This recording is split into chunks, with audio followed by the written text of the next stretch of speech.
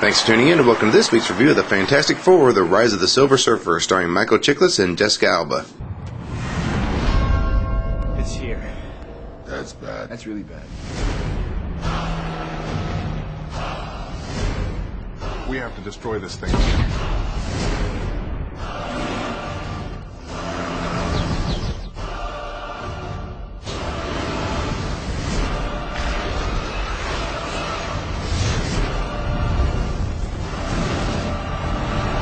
The good news is this movie has about the same rating on Rotten Tomatoes as the previous movie, and unfortunately, that gives the two films an average Rotten rating of 25% out of 100. And this is another movie that I wasn't sure of as far as seeing in the movie theaters. I didn't really like the first one, but maybe they listened to whatever feedback they received and corrected some of the problems to make the second film better. Nope.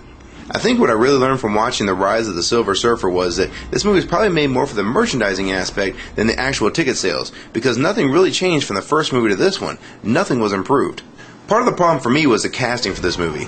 Michael Chiklis is the only strong actor for the film, and Jessica Alba looks like some airbrushed model on the cover of Vogue. And you remember back in the days of Dark Angel, she did look similar, but now she looks like she just went to the J-Lo makeover school for that over-the-top bronze look. And you remember J-Lo before she took off doing Selena and Money Train? Now she looks completely different. The problem with this is just too hard to take her seriously with all this airbrushed look and blonde hair. It's almost like they watched X-Men and felt they needed a Halle Berry stand-in. And I really can't recall seeing a movie that she was in that I liked besides Sin City. Good looks are one thing for modeling, and they're completely different for movies. Looks can't help your acting. Just ask Cindy Crawford after she made Fair Game with William Baldwin. And I'm really not trying to hate on her or anything like that. She will survive this harsh review and the others, and I do think she'll manage to pay rent for a little while despite it. And the rest of the cast isn't really that great either. The scientist is basically the professor from Gilligan's Island with a little bit cooler suit, and Flame Boy's main job is basically just to irritate the hell out of people, but he does excel in that area. They do bring back Victor for this film, and I have no idea why. He was in the last film and it bombed, so why put him in this series again? This is just unimaginative writing.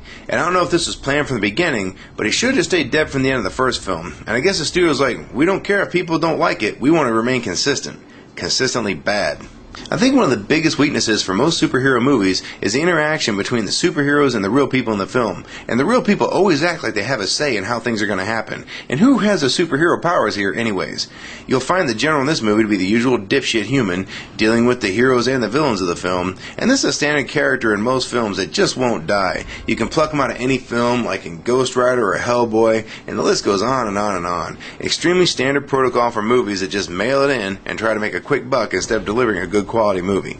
The acting is about as good as the casting. It's pretty bad. And again, Chiklis is the only one that can really pull his own weight here. And the dialogue kind of reminds me of the days of episode 1, 2, and 3, where bad dialogue was spoken by average actors. And this is a deadly combination for any film, including this one. This movie, to me, was pretty much dead on arrival.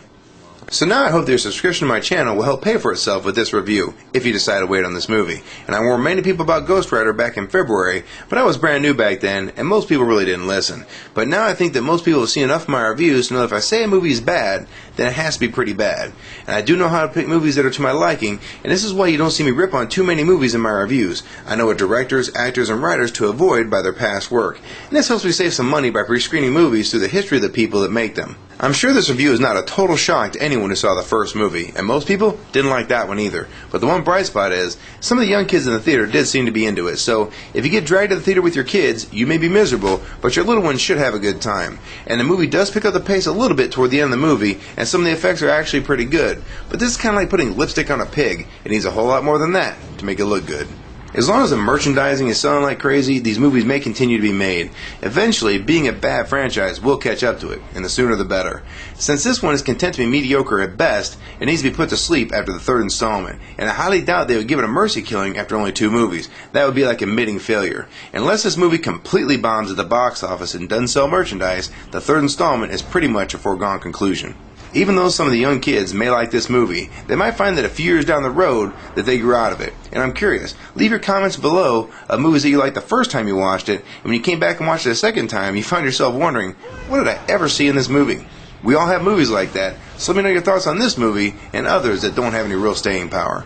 As for the ending of the movie, it was okay, nothing really special or original, basic good guy versus bad guy stuff, and I felt like I've been there before many times, so it was more like deja vu than anything else. And I'm about 90% sure that even if they do make a third installment, this will be my last review on this franchise, since neither the first or second installments were any good. I highly doubt they'll be able to pull off a great third act, and if The Matrix, Spider-Man, and Shrek couldn't do it, I highly doubt this franchise could do it either. It would take some pretty good word of mouth to get me to put my money up for a third time. From overall rating, I give the Fantastic Four, Rise of the Silver Surfer, 1.5 stars.